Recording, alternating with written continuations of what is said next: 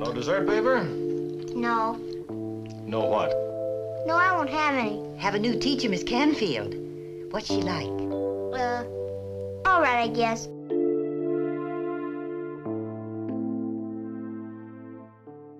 There is a timeless aura surrounding Leave It to Beaver, a show many viewers remember for its innocent suburbs, gentle moral lessons, and picture-perfect 1950s family values. Yet, beneath its polished surface lies a layered history that even lifelong fans never fully realized. Hidden contracts, emotional struggles, shocking career sacrifices, life-altering typecasting, psychological weight on child stars, and industry-defining production rules were quietly shaping every scene. While America saw ideal childhood innocence, the cast navigated a world where Hollywood was rapidly evolving, rules were strict, identity was fragile, and fame was a double-edged sword. This documentary uncovers the rarely discussed truths the cast later acknowledged, revealing how the reality of the show's world differed far from what millions believed. The contract clause that silenced behind-the-scenes truths. In the autumn of 1957, when producers prepared to launch the sitcom Leave It to Beaver, they weren't just crafting wholesome tales of suburban mischief, they were setting contracts that would suppress what the cast might say off-camera. These confidentiality obligations weren't widely discussed at the time, but they quietly shaped the environment the actors worked in. For example, the lead child star Jerry Mathers became the first child actor to negotiate a percentage of merchandising revenue for a television show. That deal marked a turning point, but behind the scenes, the studio's morality clauses and sponsorship mandates meant cast members often had to keep silent about production realities. Child labor laws in the 1950s placed limits on how many hours young actors could work, but the public saw only polished results. In private, the cast had to adhere to the show's image, and many contractual provisions prevented candid discussion of on-set pressures. According to his Television Academy interview, Mathers describes the strict child labor policies of the studio and the volume of fan mail he and co-star Tony Dow received. The result? A cast smiling for the camera, while off-camera discussions remained muted. This is how contract language and studio expectations shaped not just what viewers saw, but what the cast couldn't say, and how that silent foundation became a scaffold for later revelations about the show's real world. The psychological toll of playing America's perfect kids. From the first episode of Leave It to Beaver, the Cleaver family radiated an idealized American dream: polite children, firm but loving parents, troubles solved by Sunday dinner. But for the young cast members who lived that portrait week after week, the pressure to reflect that pristine image became intense.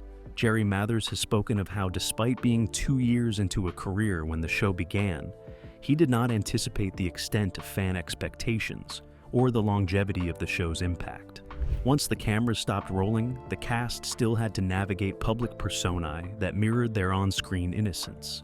That expectation can be psychologically onerous, particularly for a child actor whose off-camera identity must align with what millions of households on Tuesday nights expect. The writers of the show intentionally tapped into real child perspectives, the confusion, the mischief, the moral lessons.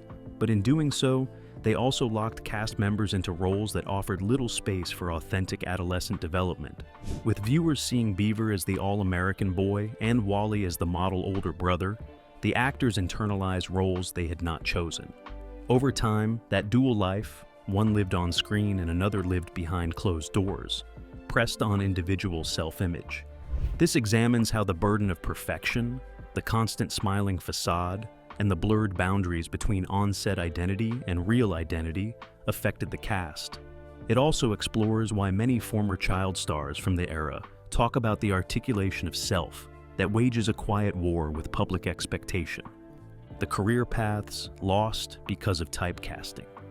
When Leave It to Beaver wrapped its final production in 1963, after 234 episodes, many of the cast faced a paradox. They were household names, yet the very familiarity that brought them fame also boxed them in. Jerry Mathers, who had evolved from child model to TV icon, later reflected on how the industry perceived him as Beaver Cleaver rather than a versatile actor. Similarly, Ken Osmond, who portrayed the memorable Eddie Haskell, found that his association with the slick, two-faced teenager limited subsequent casting. According to Wikipedia, Osmond became a Los Angeles police officer after acting roles dwindled. Typecasting was especially rigid in the early 1960s studio system. An actor known for one character often struggled to be considered credible in others. For a show anchored on childhood and adolescence, when the characters matured, the audience's fixed image remained. Some cast members found themselves sidelined or pigeonholed in supporting roles. Others left the industry entirely. Actors' early success became their cage, exploring personal interviews and career retrospectives that show ambition deferred, talent unutilized, and life paths diverted. It also addresses how the show's moral-centered branding limited the cast's capacity to deviate into edgier or less wholesome roles.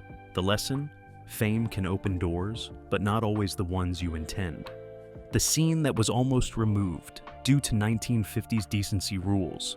In an era of strict broadcast standards and sponsorship sensitivities, one of Leave It to Beaver's episodes nearly never reached air. The show's creators and directors worked under the looming presence of network and sponsor morality boards, especially when child actors, family discipline, or subtle misbehavior were depicted. According to Jerry Mather's interview, the production adhered to strict rules about how innocence, authority, and consequences were portrayed. That hidden incident involved a storyline where the children's secret-keeping, deception, or borderline dangerous stunt pushed against acceptable boundaries in 1950s television.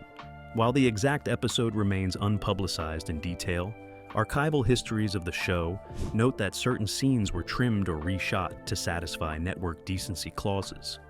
One fan survey list of facts mentions that the production often had to navigate sponsor objections and budget limitations to preserve plausible childhood mischief without moral ambiguity. This dives into how studio executives intervened, how writers adjusted the script, and how the cast internalized the need to keep content safe for children. It also situates that perturbation within the larger cultural climate of the late 1950s. Cold War anxieties, suburban family ideals, and the regulatory power of broadcast sponsors. The behind-the-scenes struggle over a single scene becomes a window into the shape of television itself, the real reason the series switched networks mid-run. When Leave It to Beaver began on CBS in October 1957, the network believed it had struck family-friendly gold. Yet, after just one season, CBS dropped the show, and it was picked up by ABC in October 1958, where it continued through June 1963. The official narrative cites scheduling changes and viewership shifts, but the deeper truth lies in behind-the-scenes negotiations over creative control, sponsorship deals, and production budgets. In interviews, cast and crew recall that the move to ABC allowed for slightly more flexible time slots and reduced sponsor interference, which resulted in a subtle shift in tone during the ABC years. For example, the writers were given more leeway to depict real-life childhood dilemmas rather than purely safe moral tales. One interview resource notes that Jerry Mathers and other cast members were continually aware of the shifting network requirements, and that the sale to ABC allowed longer runs and better syndication prospects. The network switch is more than just a broadcast line change. It influenced production scheduling, creative latitude, set design budgets, and residual structures. It also explores how the network dynamics of early television reflected broader industry pressures, rising advertiser power, the transition from cinema to television talent, and the evolving marketplace for family viewing. The switch mid-run becomes a pivot point, revealing how even the most unassuming suburban sitcom was shaped by high-stakes business strategy, the prop that accidentally revealed a hidden production secret. On the surface, the domestic world of Leave It to Beaver appears flawless, yet one seemingly innocuous prop exposed a deeper truth about the show's production realities. In one particular scene, the family letter that young Beaver carries includes filler text so obvious it was never meant to be read by viewers at home. In the episode Her Idol, Season 2, Episode 6, eagle-eyed fans later discovered that the note text begins with, "This paragraph has absolutely nothing to do with anything. It is here merely to fill up space." This reveals a clever production shortcut. Our prop designers knew the document would appear only momentarily, so they filled it with gibberish, expecting it to go unnoticed. Simultaneously, the setting of Mayfield in the show was constructed not in a studio alone, but often used stock footage from places like Skokie, Illinois. There is a moment where signage reading Skokie appears on a bank in the background, proving that parts of the idyllic suburban look were real-world locations repurposed for fiction. This prop and setting detail hint at how the producers balanced idealized narrative with budget constraints, clever camouflage, and subtle DIY methods. Cast members later acknowledged the production team often made modest sets look more expansive, and the children performing on location sometimes sensed the staged illusions. In interviews, they reflect how the polite suburban setting, while believable, was crafted under the limitations of television budgets and network expectations. This insight takes us behind the veneer, showing how even the most perfect scene was a careful construction. The cast member who quietly became a Hollywood power player. Few viewers would suspect that the slippery smiling Eddie Haskell, played by Ken Osmond, would go on to redefine his career far beyond the character that made him famous. After the original run of the show ended in 1963, Osmond encountered the challenge of typecasting. The industry saw him as the same teen troublemaker, limiting his opportunities. Instead of simply waiting for the phone to ring, Osmond pivoted. He became a sworn officer in the Los Angeles Police Department, riding motorcycles, enforcing laws, and confronting danger head-on, a real-life role drastically different from his on-screen persona. His transition from actor to law enforcer, and eventually into roles behind the camera, demonstrates how a cast member leveraged his early fame into new arenas of influence and identity. In interviews, he noted that while the show had given him a platform, it also boxed him in, forcing a reinvention. The story resonates with many former child stars who navigate the gap between early fame and adult purpose. Viewed through a broader lens, Osmond's journey reflects Hollywood culture of the era. The actor who struggles with a defining role, then uses that role as springboard into unexpected life paths. His story remains largely untold among fans of the show, overshadowed by the Cleaver family narrative. How real family dynamics influenced on-screen storytelling. The writers of Leave It to Beaver intentionally drew upon authentic childhood experiences and family tensions when shaping storylines. The character of Wally and Beaver and their misadventures were based on creator anecdotes and small-town America norms. The scriptwriters sought childlike realism, gentle rebellion, and sibling rivalry and parental guidance, packaged within the clean confines of 1950s suburbia. On set, cast members observed that the fictional Cleaver home was itself modeled on a real-life studio-constructed environment that blended facade with practicality. The parents' roles, Ward, Hugh Beaumont, and June, Barbara Billingsley, reflected the idealized father and mother archetype, but adult interviews hint at how much of that was performance, both on and off camera. For example, Billingsley's wardrobe choices, such as heels to compensate for height differences among cast members, reveal the sub-layers of production shaping the on-screen ideal mom. The interplay between the actors' real lives and the characters they portrayed created a constant echo. The Cleaver family became both reflection and aspiration of the societal ideal. Child actors were coached to behave as their characters would, and the public image of the family spilled into promotional appearances. This fusion of life and fiction added psychological weight to the roles. The viewer watching Beaver's small troubles may not realize that the actor portraying him was simultaneously navigating life growing up under that pressure. The episode that was pulled for decades without public explanation. One of the lesser-known pieces of the Cleaver legacy involves an episode that encountered near cancellation due to shifting broadcast norms. The planned premiere episode, Captain Jack, featured Beaver and Wally hiding a small alligator in a toilet tank. Network censors balked. At the time, even a visible toilet was taboo in US network television. Instead of airing this version, the network reworked it, relocating or removing the toilet tank moment, delaying broadcast by a week, and using a different episode order.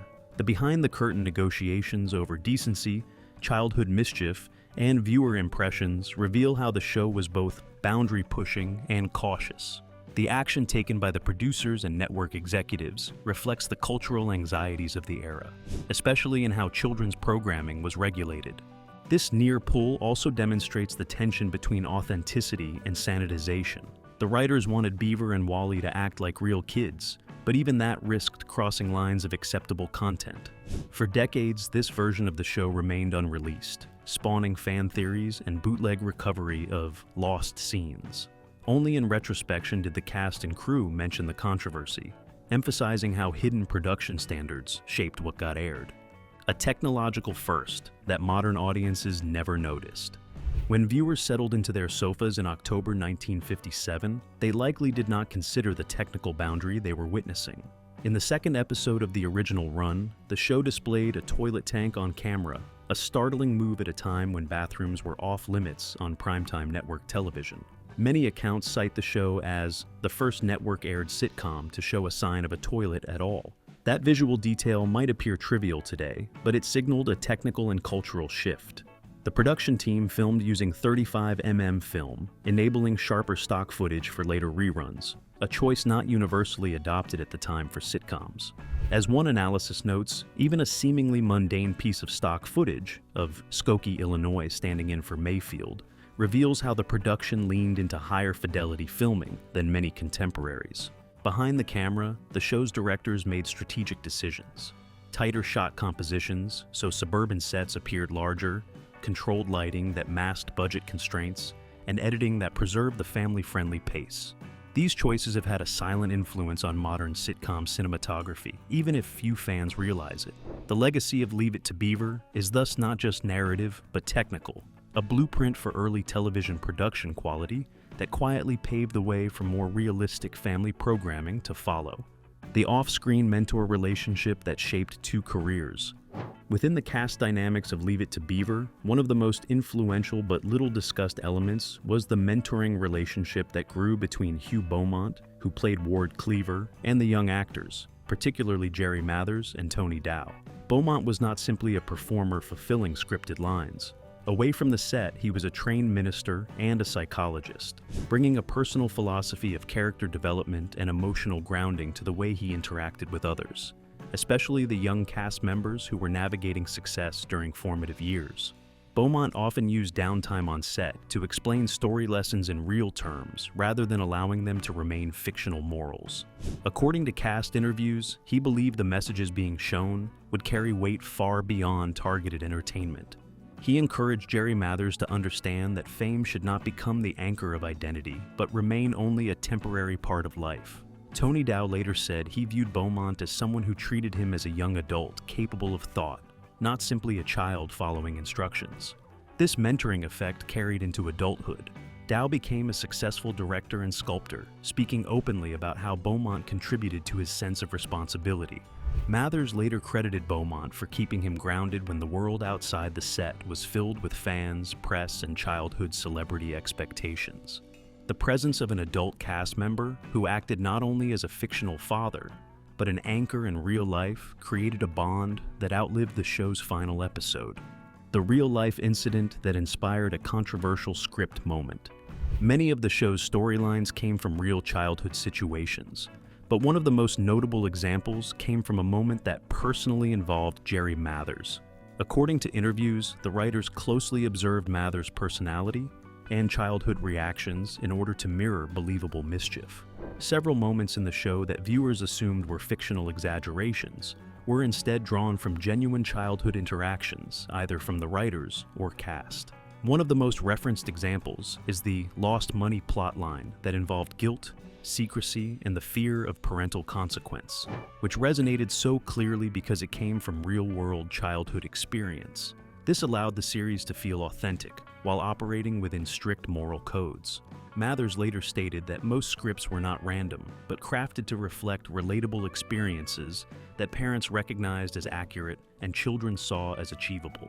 The reason some storylines felt almost too perfectly natural is because they originated from real emotional memory rather than manufactured sitcom structure.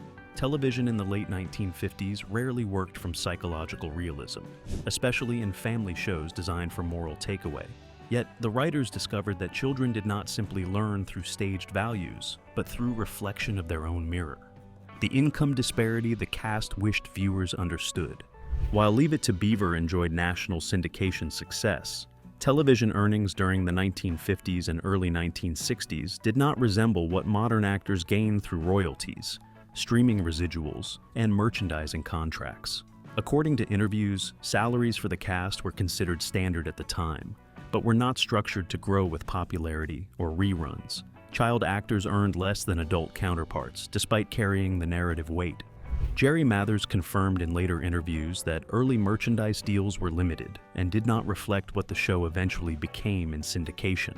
Ken Osmond also experienced limited financial reward from one of the most recognizable roles in television history, and later petitioned the Screen Actors Guild regarding residual concerns. In 2007, he won a case ensuring payment for appearances that were reused commercially, proving that financial imbalance endured long past the show's conclusion.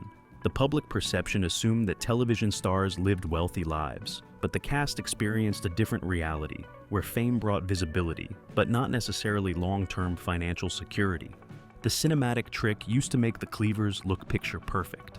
Although audiences interpreted the Cleaver household as effortless suburban perfection, the cinematography team invested specific visual techniques to ensure flawless consistency.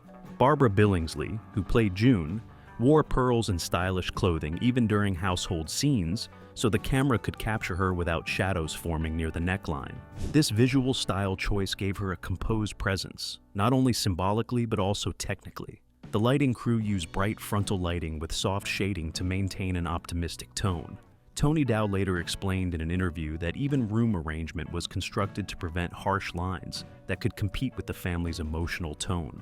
The show also shot on 35mm film, producing higher clarity, at a time when budget sitcoms shot on cheaper formats. Every object seen on screen reinforced idyllic suburban aspiration, not simply narrative theme. Even the Cleaver living room furniture was arranged for optimal camera swing rather than realistic family use. These cinematic strategies helped frame the Cleavers as an ideal not meant to be reality, yet believable when experienced through mid-century television psychology. Why some guest actors later requested privacy about their appearance. Guest appearances were common throughout the series, yet several performers eventually distanced their names from the episodes for personal, professional, or contractual reasons. During the 1950s, actors feared type association with children's television, because the industry often segmented performers into market categories. If a performer became recognized in a wholesome or comedic role, casting directors sometimes believed they lacked the depth required for drama or romance. In later years, some guest performers preferred that their roles not be commercially highlighted in press or promotional marketing, particularly during the revival years of television nostalgia. The decision was not based on scandal, but professional strategy.